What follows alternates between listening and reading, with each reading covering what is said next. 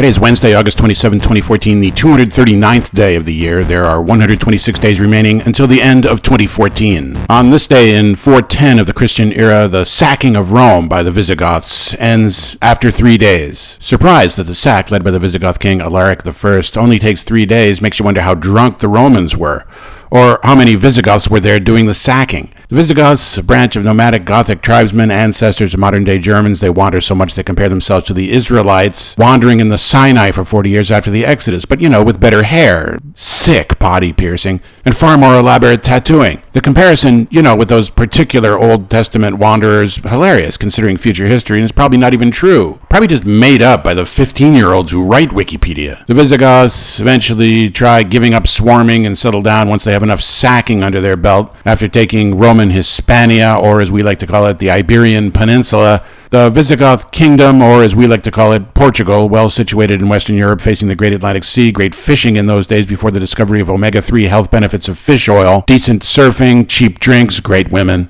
Of course, that doesn't last long. Sacking gets into the blood. Visigoths eventually get into some gnarly battles with the Moors, and the Moors are still holding major grudge about that, among other things. The 410 sack isn't really the first time for Rome, nor is it the last. Let's see, before that, in 390 BC, about 800 years before the Visigoths, the Gauls sack Rome, led by a conqueror you should know, this dude called Brennus and his boys. And just 45 years after the Visigoths, the Vandals show up. Oh, cripes, another sack? Then, again, about 100 years after that, in 546, the Ostrogoths sweep through.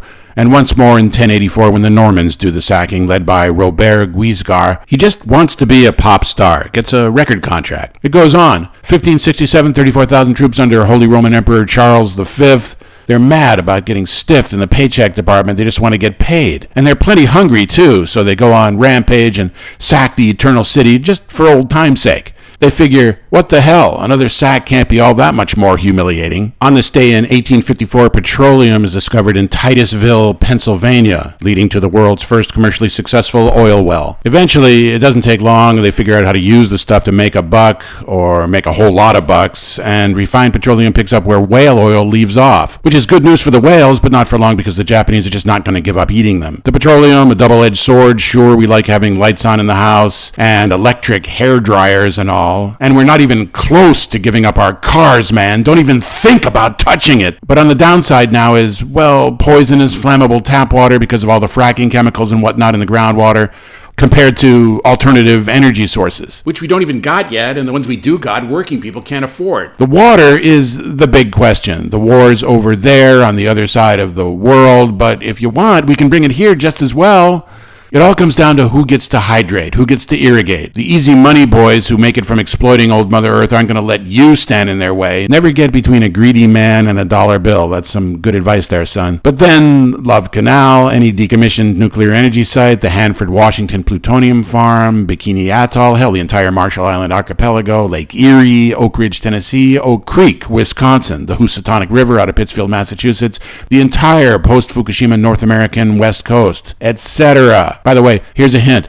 Don't eat the tuna. On this day in 1918, the Mexican Revolution, the Battle of Ambos, Nogales, U.S. Army forces skirmish against Mexican Carrancistas and their German advisors, and the only battle of World War I fought on American soil. Nogales straddles the border between Arizona and Sonora, Mexico. In 1918, competing factions of the Mexican Revolution, that is forces loyal to Pancho Villa and forces loyal to Venustiano Carranza, are fighting for control of Nogales. Inevitable spillover, that is the occasional stray bullets sailing through the windows on the Arizona side of the border, gets the 35th Infantry Regiment of the U.S. Army stationed there involved, supported by Buffalo soldiers of the 10th Cavalry Regiment.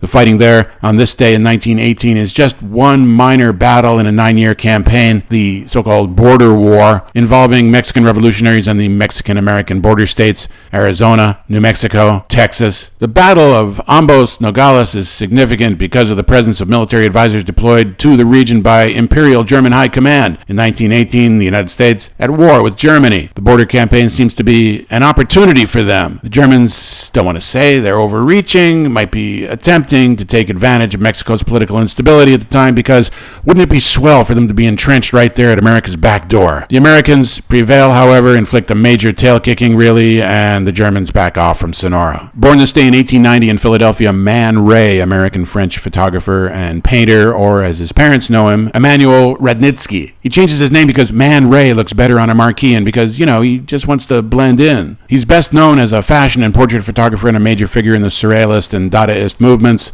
In 1921, he moves to Paris, Montparnasse, where he meets and falls in love with Alice Prin, otherwise known as Kiki, the Queen of Montparnasse. She becomes his companion and muse.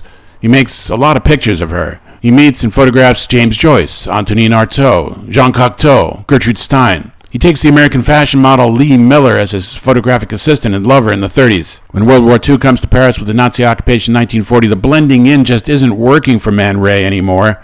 So he moves to Los Angeles for the duration. He falls in love again. He just keeps doing this, unable to help himself, really. He loves beautiful women. Who doesn't? Fashion model Juliet Browner. They move in together right away that same day. Man Ray doesn't waste time. He misses Montparnasse, and when the war ends, he moves back there. Dies in Paris, November 18, 1976. Epitaph on his grave reads, "Unconcerned, but not indifferent." Nobody can figure out what he's talking about, but Juliet Browner, whom he marries in 1946, catalogs his work, keeps his memory alive with shows, exhibitions, starts a trust to protect his brand, and donates much of the stuff to museums. When she dies in 1991, she's buried with Man Ray in Montparnasse. Her epitaph reads, "Together again." Great love story. It's good to find a place you feel comfortable hanging out, isn't it? The Spanish Catalan painter and filmmaker Salvador Dali writes, "Surrealism is destructive, but it destroys only what it considers to be shackles limiting our vision." From Rutland, Vermont, this is Richard Alcott speaking.